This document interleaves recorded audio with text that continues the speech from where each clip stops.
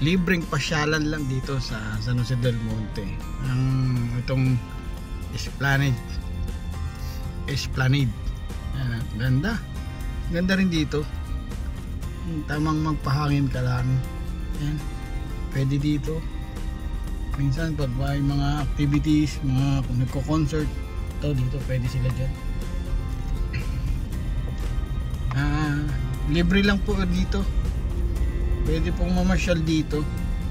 Sama nyo yung mga pamilya nyo, pwede kayo magdala ng mga pang-picnic nyo.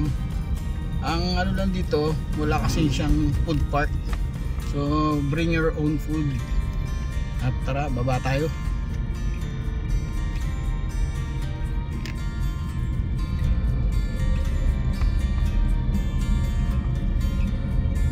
Ayan o, diba? Ang ganda. Pwede dito magpahiga-higa. Marami nang nagpupunta rito para lang mag-relax. Ayan, may mga pupunta rito, mga bata. Mga nagpapahinga. Pwede naman yata mag-park dito sa loob.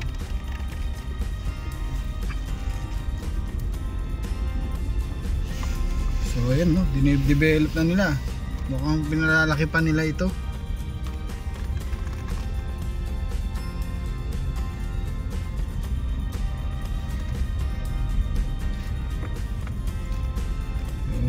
Try natin, palipad tayo dito mamaya. Ito nga po pala yung munisipyo ng San Jose del Monte. So sa tulong po ng mamamayan ng San Jose at ni butihin naming mayor Arthur Robes, ayan po, na-develop niya na yan. Ang laki. Ang ganda ng city hall namin. Napakalaki po niyan. Ang ganda po. So mamaya try natin magpalipad. Libreng pasyalan lang po ito. Wala pong bayad.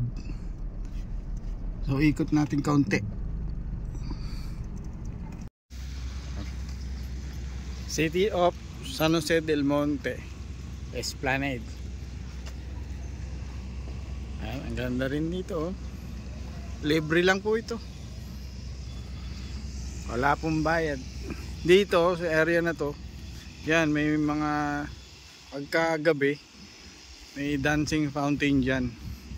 So nagpapatugtog sila, tapos sumasabay yung fountain do sa dayog ng kanta. At napakalaki ng munisipyo namin, no? Akala ko dati hospital to nung tinatayo, yun pala munisipyo yan. So ito yung parking. Minsan nagkakaroon sila ng mga food park dyan. So seasonal lang naman. Tapos itong lugar na to, yan, yung ginagawa na yan, yung ginagawa na doon dati. Diyan kami nagpa-park eh.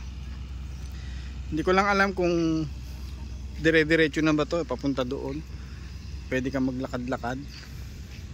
So tingnan natin yung ano sa likod nito, ilog.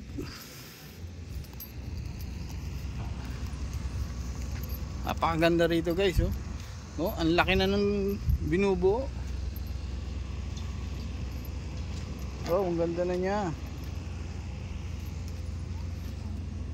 Ang ganda na niya, So ibig sabihin itong binubuo na to baka hanggang dun pa yan.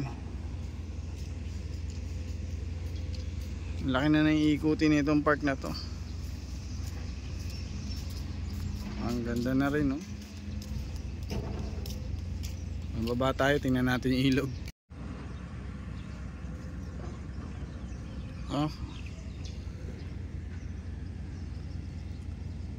Ganda na.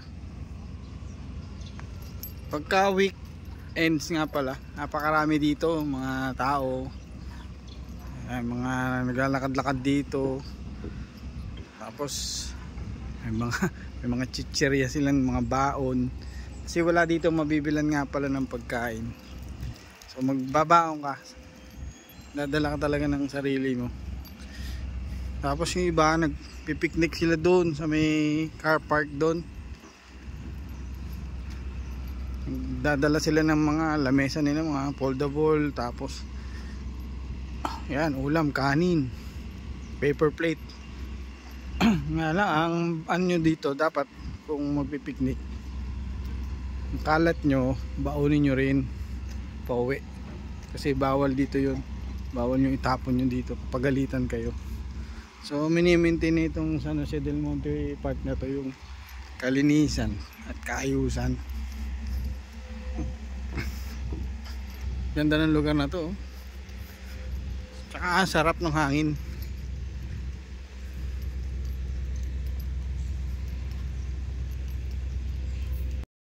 Ito tingin ko to, ano to, yung bike lane ito. So kung meron kang bike, yan, pwede dito. Ayan, paikot kasi siya. So ayan, no. Picture pa. Bike lane yan. Paikot yan hanggang dun sa may tulay. Tapos yan, paikot yan.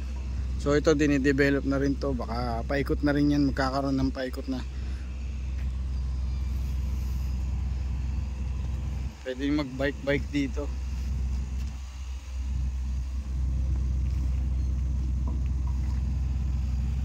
Ganda, oh. Try natin. Mag-ano tayo. Search.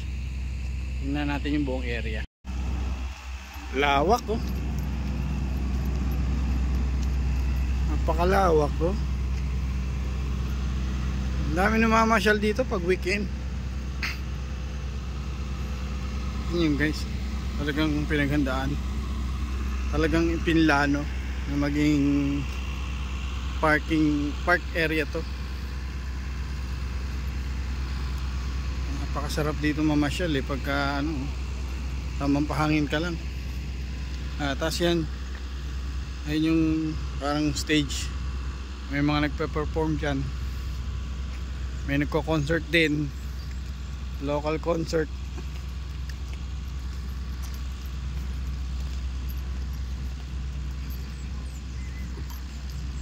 Minsan graduation dyan din ginaganap. So, oh, ganda.